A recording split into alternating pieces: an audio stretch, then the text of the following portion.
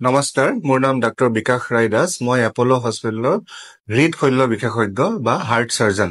আজি মই SPMIS একাডেমীলৈ আহিছিলোঁ আৰু ইয়াত আমি শিক্ষাৰ্থীসকলক আৰু লগতে শিক্ষকসকলকো আমি CPR বা এজন মানুহ যদি হঠাতে আনৰেছপন্সিভ হৈ যায়, তেওঁক কেনেকৈ আকৌ জগাই তুলিব পাৰি বা জীৱিত কৰিব পাৰি তাৰ বিষয়ে আমি শিকাইছিলোঁ আৰু ডেমনষ্ট্ৰেশ্যন দিছিলোঁ।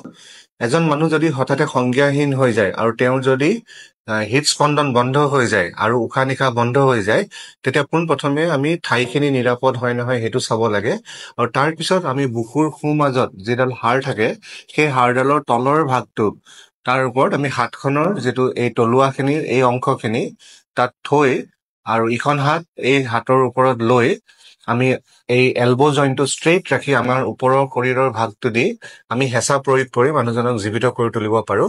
এইটো মিনিটত আমি 100 বাৰ কৰিব লাগে আৰু 30 বাৰ কৰাৰ পিছত আমি 2 বাৰ মুখেদি ইজন মানুহৰ মুখত আমি বতাহ নিক্ষেপ কৰি মানুহজনক জীয়াই তুলিব পাৰোঁ। এই গোটেই প্ৰক্ৰিয়াটোকে কাৰ্ডিঅ'পালমোনাৰী ৰিচাচিটেশ্যন বুলি কয় আৰু এইটো আমি সকলোৱে জনা উচিত, সকলোৱে শিকিব লাগে।